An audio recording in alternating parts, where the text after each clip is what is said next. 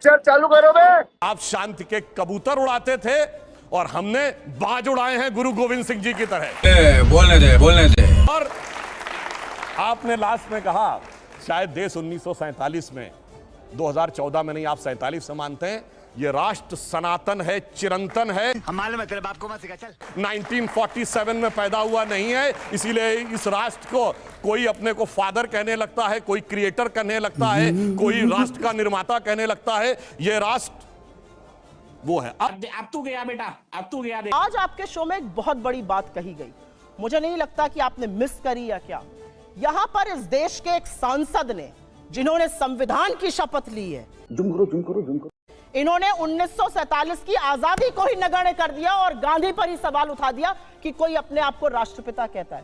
शर्म है कुछ शर्म आया है। राष्ट्रपिता अपने आप को महात्मा गांधी ने नहीं कहा था, राष्ट्रपिता की उपाधि उन्हें सुभाष चंद्र बोस ने दी थी, ये याद रखिएगा आप। बात तो सही है।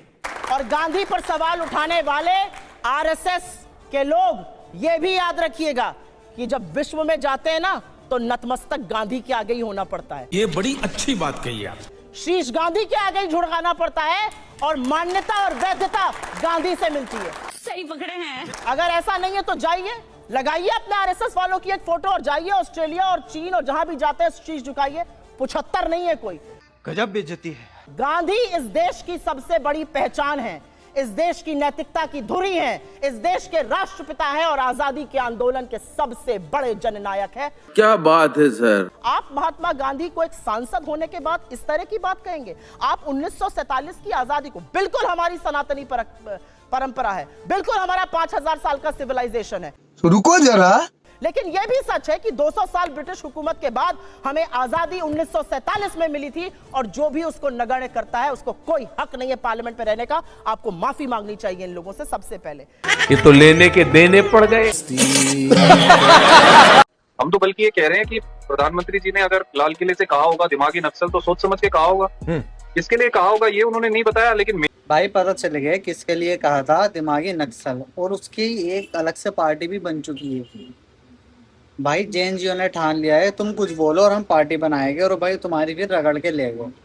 और ये जो है बहुत बढ़िया हो रहा है अब भाई, इसी को बदलाव कहते हैं और ये बदलाव आएगा एक दिन, बहुत बढ़िया करके आएगा।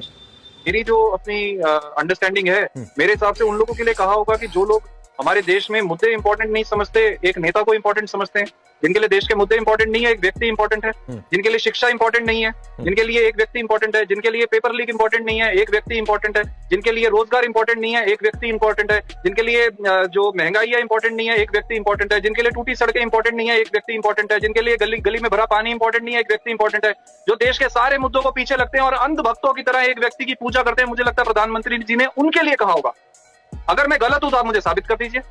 आज हमारे देश में दिमागी नक्सल मुझे लगता है वो व्यक्ति हैं जो देश को पीछे छोड़ चुके हैं, एक व्यक्ति के पीछे लग के अपना घर भूल चुके हैं, अपना परिवार भूल चुके हैं, अपने देश को भूल चुके हैं, अपनी सोसाइटी को भूल चुके हैं। उनके लिए एक व्यक्ति सबसे इंपॉर्टेंट है, देश इंपॉर्टेंट नहीं है।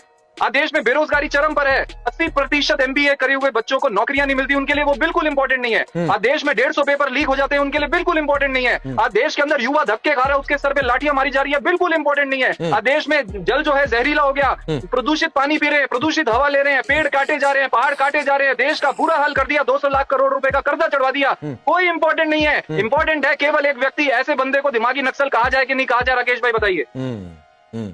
ठीक है भाई मुंह पे पेलना किसे कहते हैं?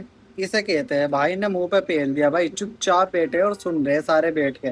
मजा आ गया भाई देख के वीडियो। देखो साथ क्लॉक इट करके जब प्रधानमंत्री मोदी रात के 12 बजे रील बना के, अच्छी अच्छी रील्स बना के, वो जेंजी नहीं बन जाएंगे। जो जेंजी है, जो यूथ है, उसका एक टेम्परामेंट होता है कि वो एक तो इंक्लूसिव है। ये जो पूरी जनरेशन है बहुत इंक्लूसिव है, जो कि आरएसएस बीजेपी नहीं है, वो सोशल इंक्लूसिव नहीं है, वो कंजर्वेटिव है। लेकिन जेंजी जो है वो प्रोग्रेसिव है, वो साइंटिफिक टेम्परामेंट प्रमोट करते हैं, जो कि आरएसएस की विचारधारा के आइडियोलॉजी के बिल्कुल खिलाफ है। और सुधांशु जी ने कुछ बातें की, बहुत सारे क्रांतिकारियों का नाम लिया, भगत सिंह का नाम लिया, चंद्रशेखर आजाद का नाम लिया। वो उस वक्त ब्रितानवी हुकूमत के खिलाफ थे। अगर आज होते तो वो आरएसएस बीजेपी की हुकूमत के खिलाफ होते, क्योंकि उस वक्त गोरों की सरकार थी। आज जो सरकार है वो चोरों की सरकार है, चाहे वो वोट चोरी करती हो, चाहे पेपर लीक करती हो। और जिस तरह व्यवस्था से क्या मतलब है? अरे बिल्कुल शिक्षा व्यवस्था से इशू नहीं है, अगर वोट चोरी कर वही ठीक है। हाँ। ये कांग्रेस का